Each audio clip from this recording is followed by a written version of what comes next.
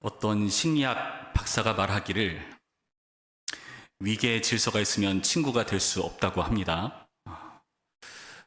목장을 개장했잖아요. 그 목장에 가시면은 연령에 따라서 그리고 교회에서 언제 등록했느냐에 따라서 나름 은근한 위기가 형성될지 모르겠습니다.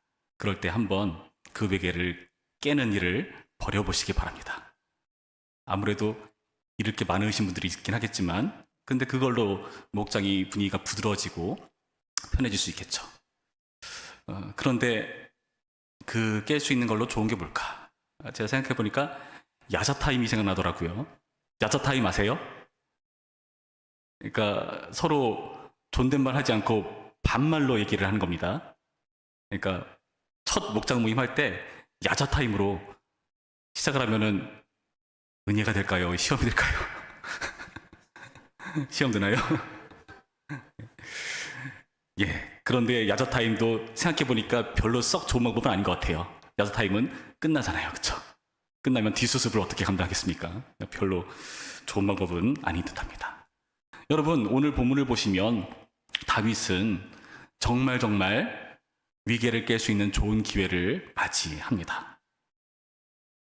자기를 죽이려 드는 사울, 그 사울을요, 무방비 상태에서 마주하기 때문이죠.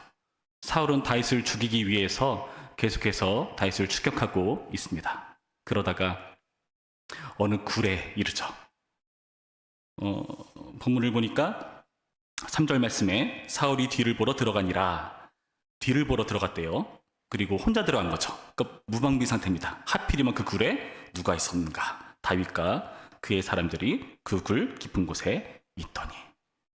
여러분, 지금 다윗은요, 아주 좋은 기회를 차지했습니다. 그 강력한 사울이 혼자 굴에 들어온 상황. 사울을 처단하면 자신이 왕이 될 수 있는 아주 절호의 기회가 아니겠습니까? 다윗은 평소에 자신을 어떻게 여겼을까요? 이 사울이라는 강력한 왕을 볼 때 자신의 모습은 어떻게 보였겠는가? 14절 말씀의 표현을 보면은 다윗은 스스로를 죽은 개, 벼룩이라고 여기고 있어요.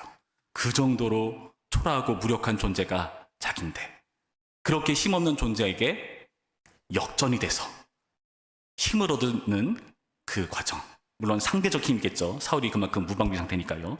그렇게 아주 좋은 과정이 생기게 된 것입니다. 그래서 다윗의 사람들은 이렇게 말합니다. 4절 말씀 보니까 다윗의 사람들이 이르되 보소서 여호와께서 당신에게 이르시기를 내가 원수를 내 손에 넘기리니 내 생각에 좋을 대로 그에게 행하라 하시더니 이것이 그날이니이다. 다윗의 사람들은 여호와께서 지금 사울을 원수를 넘겨주신 아주 절호의 기회입니다. 이 말을 들은 다윗은 어떻게 합니까? 4절 뒷부분 보시면은 다윗이 일어나서 사울의 겉옷자락을 가만히 베니라. 여러분, 겉옷자락을 뱉다고 되어 있습니다. 원래대로라면은 어떻게 해야 될까요? 사울 자체를 베어야겠죠. 그러나 그렇게 하지 않고 겉옷자락을 뱉다고 되어 있습니다. 겉옷자락을 뺀 것 여러분 어떻게 생각하십니까? 왜 겉옷자락을 뺐을까요? 죽이면 되는데. 여러분, 그냥 우리가 대강 생각하더라도 칼을 댄다는 것 자체는 위험 요소가 있는 거고 악의를 가지고 하는 것이지 않습니까? 그 칼로 겉옷자락을 뺀 것. 다윗은 이것을 마음 찔려 해요. 여러분, 우리도 그렇습니다. 우리도요, 겉옷자락을 뺄 때가 있습니다. 사람에 대해서, 상대에 대해서. 은근히 내가 질투하거나 시기하거나 미워하는 사람에 대해서 겉옷자락을 뺄 때가 있습니다. 그 사람을 실제로 죽입니까? 그렇진 않죠.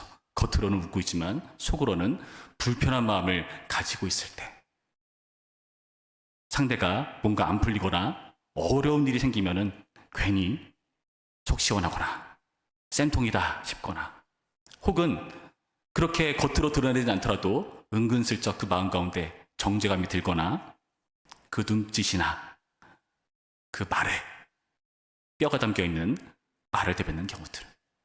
여러분, 우리는 그렇게 주변 사람들에게 그 옷자락을 뱉는, 겉옷자락을 뱉는 일들을 벌일 때가 있어요. 여러분 사울은 여기 나타난 다윗은 어땠습니까? 이런 일을 통해서 스스로 5절의 말씀 보니까 이렇게 되어 있습니다. 그리한 후에 사울의 옷자락 뱀으로 말미암아 다윗의 마음이 찔렸다고 되어 있어요. 여러분 왜 마음이 찔렸을까요? 이해할 수가 없습니다. 그러면서 어떻게 하는가? 7절 말씀 보시면은 다윗이 이 말로 자기 사람들을 금하여 사울을 해하지 못하게 하니라. 사울을 함부로 해하지 못하도록 지금 다윗의 사람들을 가로막고 있죠. 그래서 사울이 일어나 굴에서 나가 자기 길을 가니라. 사울은 빠져나갔습니다. 절호의 기회를 놓쳤습니다. 뿐만 아니라 다윗은요, 이 사울에게 어떻게 말하고 있는가? 8절부터 15절까지 긴 구절인데요. 이 부분은요, 다윗이 사울에게 직접 하는 말입니다. 사울한테 아주 구구절절 설명을 하는데요. 그때 8절부터 15절까지 단 한 절도 빼놓지 않고 다윗은 사울을 무엇이라고 부르는가? 왕이라고 부릅니다. 왕이라는 것을 일일이 찾아서 읽는 게 의미가 없을 정도로 왕이 엄청나게 많이 나옵니다. 여러분, 다윗은 왜 사울을 보호했을까요? 왜 사울에게 왕으로 대우했을까요? 여러분, 그것을 밝혀주는 성경 구절입니다. 6절 말씀 제가 읽어드립니다.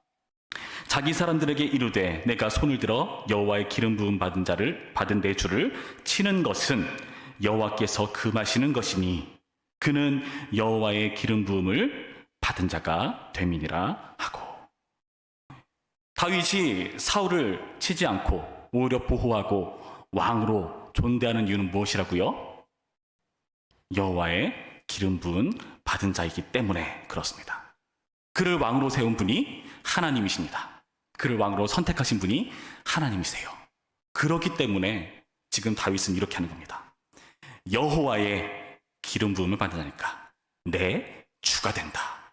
6절에 내 주란 표현이 있죠. 그리고 8절에도 내 주 왕이다. 그러니까 여호와께서 세우셨으니까 나의 주고 나의 왕이고 그런 표현을 하고 있는 거예요. 사울이 뭔가 대단해서요? 자기에게 잘해줘서요? 뭔가 존경받을 만한 그런 일을 해서요? 아니요. 여호와께서 세우셨기 때문에, 여호와께서 결정하셨기 때문에 다윗은 그 사울을 내 주 왕으로 부르고 있는 것입니다. 그러면서 그 마음이 찔린 행동, 겉옷자락 된 것을 계속해서 죽이는 악행이 아니라 오히려 사울을 살려준 그런 선행이었다고 자기 변호를 하는 내용이 이 다윗의 말들입니다. 여러분, 다윗은요, 사울을 존중하고 있습니다. 그런데 여기서 우리가 잘 봐야 될 부분이 있습니다. 지금 오늘 본문은요, 이 사울을 다윗에게 넘겨진 듯한 이 과정을요, 동일한 표현으로 여러 차례 걸쳐서 말하고 있는데요. 근데 사람들마다 약간씩 차이가 달라지거든요. 먼저 다윗이 사울이 이 굴에 들어온 상황을 어떻게 묘사했는지 한번 보겠습니다. PPT를 보시면은 10절 말씀에 이렇게 되어 있습니다. 한번 읽어볼까요? 시작. 오늘 여호와께서 굴에서 왕을 내 손에 넘기신 것을 왕이 아셨을 것입니다. 자, 볼까요? 여호와께서 왕을 내 손에 넘겼다. 여러분, 이 표현을요, 사울에게 왕이란 호칭으로 부르고 있습니다. 그런데 이 비슷한 표현을요, 다른 사람들도 말을 해요. 그때 어떻게 호칭하는가 여러분 잘 보시기 바랍니다. 4절 말씀 보시면 다윗의 사람들은 이렇게 말했어요. 읽어볼까요? 시작. 보소서 여호와께서 당신에게 이르시기를 내가 원수를 내 손에 넘기리니 이것이 그날이니이다 하니. 자, 뭐라 돼 있죠? 원수라고 표현합니다.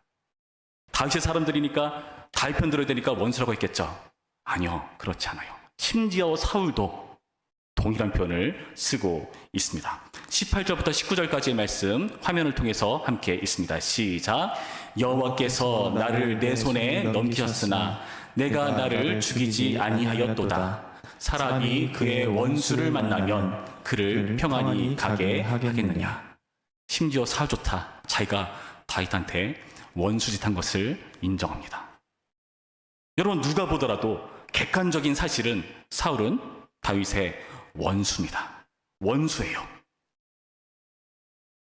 다윗도요, 왕이라고 표현하고 있지만 그 마음 가운데 사울을 원수처럼 여기는 그런 은연중의 태도가 깔려 있습니다. 12절 말씀 보시면은 여호와께서 왕에게 보복하실 것을 지금 이야기하는데요, 왕에게 보복하신다. 그리고 15절 말씀에도 왕의 손으로부터 자기를 건지실 여호와를 이렇게 얘기를 하고 있어요. 그러니까 그 원수로부터 자신을 건지시고 오히려 복수해 주시는 여호와 하나님을 언급하고 있다는 거죠. 원수에 대한 그러한 판결을, 심판을 지금 다윗은 언급하고 있는 겁니다. 그런데 사울을 원수라고 부르진 않습니다. 여러분, 이상하지 않습니까? 다윗조차 부인하지 않는 그런 원수짓인데, 그는 누가 봐도 원수인데, 사울조차 인정하는데 다윗은 그를 원수라고 부르지 않습니다. 그리고 더 가관인 것은 엄밀하게 따지면 다윗도요, 나름 여호와께 기름 부음 받은 사람이지 않습니까? 그러니까 이렇게 말할 수 있습니다. 야, 너도 왕이잖아. 너도 왕이잖아. 왜 그렇게 답답하게 울어? 그렇게 말할 수가 있어요. 우리가 이전에 살펴봤던 20장 말씀을 보면은 요나단과의 대화들이 나오거든요. 요나단도 너의 대적을 치실 때에 너도 나를 잘 선대해줘야 돼. 나와 내 자손들을 보호해줘야 돼. 그런 이야기를 나누거든요. 무슨 말입니까? 다윗이 왕될 감으로 지금 인정하고 있는 겁니다. 요나단이요. 심지어 사울조차 인정합니다. 오늘 본문의 20절 말씀 보니까 사울이 이렇게 말합니다. 보라, 나는 네가 반드시 왕이 될 것을 알고 이스라엘 나라가 내 손에 견고히 설 것을 아노니. 사울도 다윗이 왕이라는 것을 알고 있습니다. 여러분, 다윗은요, 나름 왕 될 사람입니다. 그리고 사울은요, 그의 원수죠. 그런데 다윗은 왜 이렇게 하고 있는가? 12절부터 15절까지의 말씀을 보시면 그 이유를 하나하나 밝히고 있는데요. 제가 12절과 15절 말씀만 읽어드리겠습니다. 12절에 여호와께서는 나와 왕 사이를 판단하사 여호와께서 나를 위하여 왕에게 보복하시려니와 내 손으로는 왕을 해하지 않겠나이다. 15절은 그런즉 여호와께서 재판장이 되어 나와 왕 사이에 심판하사 나의 사정을 살펴 억울함을 풀어주시고 나를 왕의 손에서 건지시기를 원하나이다 하니라. 여러분, 다윗은요, 여호와 하나님을 어떤 분으로 언급하고 있습니까? 재판장으로 언급하고 있습니다. 아까 처음에는요, 사울을 기름 부으신 결정자, 선택자 여호와에 대해서 이야기했다면 이번에는 사울을 심판하실 판단자, 재판장으로 다윗은 묘사를 하고 있는 겁니다. 그러니까요, 그 전까지 다윗은 나서질 않는 겁니다. 하나님께 판단을 맡겨드린 거예요. 하나님이 판단해 주세요. 나는 악행하지 않겠습니다. 오히려 사울을 선대하죠. 재판장이신 여호와를 의식했기 때문에 한 행동입니다. 여러분, 그래서 이런 원리를 잘 알고 있었던 사도 바울은요, 이렇게 언급하고 있습니다. 로마서 12장 17절부터 21절까지의 말씀 보시면요, 로마서 12장 17절부터 21절까지의 말씀 교독하죠. 제가 17절 말씀 먼저 받들어 있습니다. 아무에게도 악을 악으로 갚지 말고 모든 사람 앞에서 선한 일을 도모하라. 할 수 있거든 너희로서는 모든 사람과 더불어 화목하라. 내 사랑하는 자들아, 너희가 친히 원수를 갚지 말고 하나님의 진노하심에 맡기라. 기록되었을 때 원수 갚는 것이 내게 있으니 내가 갚으리라고 주께서 말씀하시니라. 내 원수가 줄이거든 먹이고 목마르거든 마시게 하라. 그리함으로 네가 숯불을 그 머리에 쌓아 놓으리라. 함께 있습니다. 악에게 지지 말고 선으로 악을 이기라. 여러분, 이 바울은요, 원수 갚을 권리는 하나님께 있다고 밝히고 있습니다. 그러니까 이걸 무시해버리고 자기가 사울을 처단하면요, 본인이 하나님 되겠다는 짓과 방불한 겁니다. 마치 하나님께서 금하신 선악을 알게 한 나무의 열매를 따먹는 것과 같은 거예요. 하나님처럼 되기 위해서 한 행동에 불과한 겁니다. 여러분, 우리가 하는 복수와 보복과 안갚음 공평할 수 있겠습니까? 공평할 수 있을까요? 여러분, 왜 인류 가운데 복수극이 그치질 않습니까? 마지막에 한 대를 더 때리기 때문에 복수극이 안 그치는 겁니다. 계속해서 반복이 되는 거죠. 우리는 공정할 수 없습니다. 오직 하나님만이 공정하게 일을 다릴 수 있는 분이십니다. 오직 그분께 이런 권리를 내어드리는 것이 마땅합니다. 그래서 우리는 그저 선으로 악을 이겨야 할 뿐인 것이죠. 그리고 재판장으로서 하나님을 의식한다는 것은 이렇게 판단을, 권리를 하나님께 드리는 것을 또 뛰어넘어서 그 하나님의 때, 하나님의 시기 또한 존중하는 것입니다. 여러분, 볼까요? 다윗은 하나님께서 기름 부으신 왕감이 맞습니다. 그러나 지금은 왕이 아니에요. 사울이 왕입니다. 언제쯤 다윗이 왕이 될 수 있을까요? 이 당시 다윗은 알 수 있었을까요? 모르죠. 지금은 왕가는 동떨어진 그런 힘들고 어려운 상황에 있어서 꿈에도 생각지 못할 겁니다. 그럴 때 우리는 시험에 들죠. 확 뒤집어 엎고 싶죠. 그러나 판단자이신 하나님, 공정하신 하나님을 의식한다면 그래서는 안 되는 노릇입니다. 하나님의 기가 막힌 타이밍과 때가 있다는 것을 존중하는 태도입니다. 예수님께서 이 땅 가운데 오셨습니다. 죄인이 그득그득한 이 세상 속에서 예수님께서 보시고 얼마나 답답하고 불편하고 불쾌한 상황들이 많았겠습니까? 하나님이신데요. 그냥 확 다 처단해버리시고 다시 한번 또 다른 아브라함을 만드셔서 인류를 세워나가시면 되지 않겠습니까? 그러나 예수님께서는요, 이 땅 가운데 오셔서 선포하신 말씀, 회개하라, 천국이 가까이 왔느니라. 무슨 말입니까? 먼저 오셔서 그들에게 회개할 기회를 주십니다. 그 일을 위해서 예수님께서 오셨습니다. 심판이 아니라 기다리고 하나님의 때를 존중하는 그런 태도. 여러분, 우리가 그러한 마음과 하나님께 대한 순종이 있어야 되는 것입니다. 하나님의 판단과 그의 시기를 존중하는 것이야말로 하나님을 재판장 하나님으로 의식하는 태도인 것입니다. 그런데 여러분, 여기까지는 좋습니다. 그런데 당사자는 이런 말 들으면 얼마나 기분이 안 좋겠습니까? 얼마나 힘들겠습니까? 사울은 자기를 죽이려 드는 원수인데 그를 왕이라고 불러야 한다니. 지금 절호의 기회인데 이 기회를 그냥 놔둬야 한다니. 또다시 나를 추격해오고 나를 불편하게 만들고 힘들게 만들 텐데 그냥 내버려 둬야 되는가?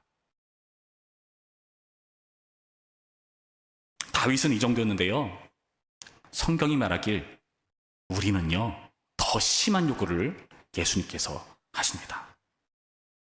새로운 약속, 신약을 살아가는 우리 교회는, 하나님의 백성, 우리 성도는요, 더 높은 차원의 요구가 있습니다. 마태복음 5장 43절에서 45절까지의 말씀을 제가 읽어드립니다. 또 내 이웃을 사랑하고 내 원수를 미워하라 하였다는 것을 너희가 들었으나 나는 너희에게 이르노니 너희 원수를 사랑하며 너희를 박해하는 자를 위하여 기도하라. 이같이 한즉 하늘에 계신 너희 아버지의 아들이 되리니. 이건 또 뭔 말인가? 이번에는요, 원수를 사랑하라고 말씀하십니다. 그냥 참고 기다려주는 차원을 뛰어넘어서 그를 위해서 기도하라. 그를 사랑하라. 그렇게 해야 하늘에 계신 아버지의 아들인 거다 밝혀주고 계십니다. 여러분, 어떻게 해서 그렇게 할 수 있을까요? 사울을 볼까요? 전혀 존중할 만한 구석이 없습니다. 다윗 입장에서는요, 자기를 죽이려 드는 사람이잖아요. 어떻게 사랑할 수가 있습니까? 다윗도요, 사울을 사랑했다는 표현은 안 나옵니다. 그저 이 앙 다물고 원수라고 부르지 않을 뿐이죠. 왕으로 대할 뿐이죠. 그저 참을 뿐입니다. 예수님은 더 요구하십니다. 원수를 사랑하라고 요구를 하고 계세요. 솔직히 우리의 신경은요, 우리의 마음은요, 못합니다. 불가능해요. 사랑의 감정이 솟아나오지 않아요. 만약에 사랑의 감정이 막 솟아나온다? 그거 정신이 이상한 겁니다. 그럴 수가 없습니다. 여러분, 그럴 때 우리는 성경이 말하는 원리를 기억해야 됩니다. 성경은요, 사랑을요, 감정이라고 말하지 않습니다. 세상은 사랑을 감정이라고 말을 해요. 그래서 감정이 식으면 사랑이 식었다라고 말을 합니다. 근데 성경은 그렇게 말하지 않습니다. 우리가 잘 아는 고린도전서 13장 말씀 보시면요, 사랑에 대해서 이렇게 정의하고 있습니다. 사랑은 오래 참고, 사랑은 온유하여 시기하지 아니하며, 사랑은 자랑하지 아니하며, 교만하지 아니하며, 무례히 행하지 아니하며, 자기의 유익을 구하지 아니하며, 성내지 아니하며, 악한 것을 생각하지 아니하며, 불의를 기뻐하지 아니하며, 진리와 함께 기뻐하고, 모든 것을 참으며, 모든 것을 믿으며, 모든 것을 바라며, 모든 것을 견디느니라. 뭐 하나 제대로 된 거 하나도 없습니다. 그냥 다 참으래요. 여러분, 사랑이 이런 거라고 말합니다. 참고 견디는 거다. 그 말이 뭘 전제하죠? 상대가 전혀 감정적으로 사랑이 일어날 만한 대상이 아니라는 걸 전제하지 않습니까? 오래 참아야 된대요. 보면은 그냥 화가 막 불길 때 일어나는 겁니다. 열받는 거예요. 근데 그걸 참는 게 성경의 말에 의하면 사랑이라고 합니다. 여러분, 오늘도 사랑하셨죠? 이렇게 생각하면 사랑 꽤 많이 하셨을 겁니다. 이게 사랑이래요. 감정이 아니라 의지로 하는 거래요. 여러분, 결혼식 할 때 왜 신랑과 신부가 엄숙하게 하나님 앞에서, 사람 앞에서 선서를 할까요? 그건 약속입니다. 약속. 약속을 왜 할까요? 약속은요, 지키라고 하는 거잖아요. 상대에 대한 감정이 때로는 식기도 하고, 미움의 감정이 생기기도 하고, 다투기도 하고, 위태로운 그런 결혼의 나날이 있을 게 분명하기 때문에 감정 믿지 마라. 그 보호입니다. 서로를 지키기 위한, 이 결혼이라는 걸 지키기 위한, 사랑을 지키기 위한 방식이 바로 그 약속, 결혼식입니다. 그러니까 그 결혼식은요, 단순히 감정적으로 뜨거울 때 뜨거운 사랑하고 그냥 그것만 얘기합니까? 아니요, 감정 이상의 것을 얘기하잖아요. 겉머리가 파뿌리 되어도. 무슨 말입니까? 지금은 예뻐 보이지만 콩깍지가 풀리고, 상대가 늙어가고, 상대가 병들고 지쳤을 때, 나를 힘들게 하고 어렵게 만들 때, 그때도 포기하지 않고 인내하고 이 결혼을 지켜나가라. 그것이 바로 사랑이라고 밝혀주는 것입니다. 여러분, 더 나아가 이 사랑은요, 우리의 의지적인 사랑뿐만 아니라 하나님께서도 우리에게 그런 의지적인 사랑을 하셨습니다. 로마서 5장 10절 말씀 보시면 이렇게 나와 있습니다. 곧 우리가 원수 되었을 때에 그의 아들의 죽으심으로 말미암아 하나님과 화목하게 되었은즉. 여러분, 하나님께서요, 우리를 보시고요, 야, 너 참 사랑받을 만해. 사랑받을지만 골라서 하는 것 같아. 너무 예뻐. 그렇게 안 하셨어요. 원수라고 말씀하십니다. 원수요. 원수는요, 다윗을 대하는 사울의 태도를 원수라고 하는 겁니다. 원수는요, 구약의 맥락에 의하면요, 전쟁 시 상대 대적에 대해서 하는 말이 원수입니다. 우리가 하나님께 원수와 같았다. 원수였다. 그런데도 우리가 사랑만을만 해서 괜찮으니까, 야, 내가 다른 사람 다 훑어봤는데 네가 좀 낫더라. 그러니까 너 사랑할게. 그게 아니라니까요. 원수 같은 우리를 하나님께서 의지적으로 사랑하시는 겁니다. 그래서 하나님께서도 우리와 사랑하실 때요, 그냥 사랑하지 않으세요. 약속을 하세요. 왜 약속하셨을까요? 하나님도 감정이 있으시잖아요. 아, 내가 얘 때문에 열받을 텐데, 얘 때문에 속상할 텐데, 속이 뒤집힐 일들 투성일 텐데, 모세한테 말하죠. 야, 다 필요 없어. 나 너로부터 다시 시작할래. 하나님 참아주셔야죠. 하나님, 이들 불러오시면서 뭐라고 하셨습니까? 여기서 이들을 다 내쳐버리시면은 세상 이방 사람들이 하나님 뭐라고 하겠습니까? 하나님 우리를 향해서 너네는 내 백성, 나는 너희의 하나님, 그렇게 약속하시지 않았습니까? 그 약속으로 하나님의 사랑을 지켜나가는 겁니다. 그래서 하나님의 사랑은요, 약속에 기초한 언약의 사랑입니다. 의지로 하는 사랑입니다. 여러분, 이것이 우리에게 주어진 사랑이라는 겁니다. 우리가 그렇게 사랑받고 원수된 우리가 하나님과 화목하게 되었습니다. 여러분, 이 하나님을 의식하고 우리는 또 다른 누군가를 바라보는 겁니다. 요한일서 4장 10절에서 11절 말씀 이렇게 되어 있습니다. 사랑은 여기 있으니 우리가 하나님을 사랑한 것이 아니요 하나님이 우리를 사랑하사 우리 죄를 속하기 위하여 화목제물로 그 아들을 보내셨음이라. 사랑하는 자들아, 하나님이 이같이 우리를 사랑하셨은즉 우리도 서로 사랑하는 것이 마땅하도다. 여러분, 하나님께서요 사랑꾼이세요. 그리고 우리를 사랑하신 그 사랑으로 또 다른 누군가를 사랑하기를 우리 가운데 요청하고 계십니다. 사랑받을 만한 그런 존재는요 딱히 없습니다.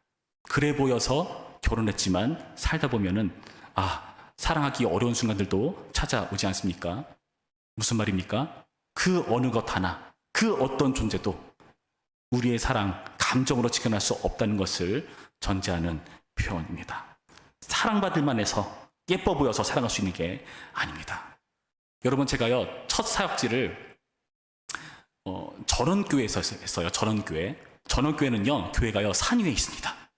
그러니까 주중에는 사람들이 잘 없다가 주말이 되면은 교인들이 와요. 제가 당시 초등부를 맡았는데요, 초등부 아이들이 와가지고요 산에 있으니까, 전원교회니까 딴 데 갈 데가 없어요. 그러니까 얘네들이 어른들 예배할 때 초등부실에서 놉니다. 어떻게 놀까요? 아주 활기차게 놉니다. 그래서요 예배 다 마치고 초등부실에 가면은요 아주 난장판입니다. 먹다 마신 음료수가 그대로 있으면 참 감사해요. 흘려 있어요. 누가 닦을까요? 제가 닦습니다. 어느 날은 한번 저한테 딱 걸렸어요. 얘네들이 막 어지럽히고 난장판 만드는 걸 저한테 딱 걸렸습니다. 야, 어지럽히지만 치워야지 했습니다. 그 친구들이 저한테 뭐라고 했는지 아십니까? 제가 안 그랬어요. 누가 했을까요? 나도 안 그랬는데 나는 치워요. 여러분, 사랑받을 만하지 않다니까요. 그러나 저는요 나름 초등부 담당 교육 전도사로서 어떻게 해야 됩니까? 그들을 품어야죠. 인내해야죠. 가르쳐야죠.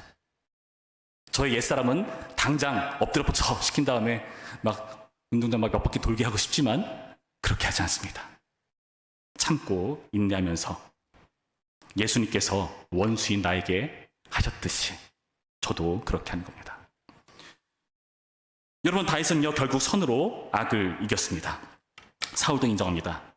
나는 너를 학대했는데 너는 나를 선대했구나. 학대가 악이라는 뜻이고요, 선대는 선이라는 뜻입니다.